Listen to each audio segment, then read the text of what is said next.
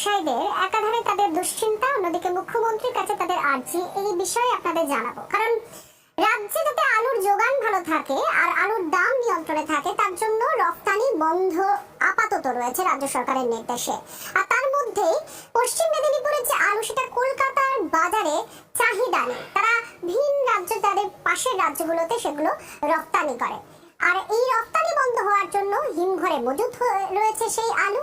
এদিকে নতুন আলু বাজারে আসার মরশুমও শুরু হয়ে গিয়েছে। এই অবস্থায় দিশাহীন তারা কি করবেন এই আলু নিয়ে, পুরনো আলু নিয়ে। তারা মুখ্যমন্ত্রীর কাছে আর্জি জানাচ্ছেন যে দ্রুত রপ্তানির নির্দেশ দিন।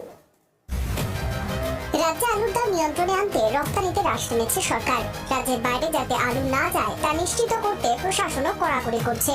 কিন্তু আলু ব্যবসায়ীদের দাবি, এতেই তারা বিপাকে পড়েছেন। নিম্নমানের একটু অপেক্ষাকৃত নিম্নমানের আলু, সেটা আমাদের উড়িষ্যামুখী হলেই সব থেকে ভালো হয়।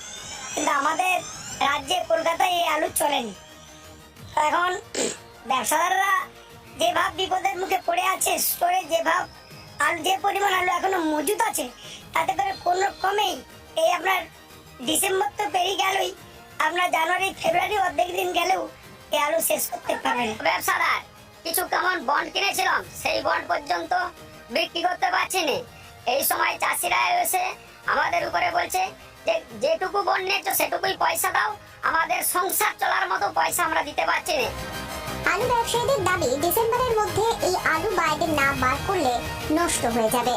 আমি সরকার বাবুদের কাছে একটা অনুরোধ করবো, মানে আগে কালে যদি বর্ডারটা না খুলেন, এই আলুটা প্রচুর টাকা মূল্য, এই প্রচুর টাকা মূল্যের সম্পদটা কিন্তু নষ্ট হবে, আমার দেশের সম্পদ নষ্ট হবে এবং অনেক চাষি এবং ছোট ছোট ব্যবসায়ীদের একবারে শেষ হয়ে যাবে। মুখ্যমন্ত্রীর উপরেই ভরসা করছেন আলু ব্যবসায়ীরা। পশ্চিম মেদিনীপুর থেকে চম্পক দত্তের রিপোর্ট।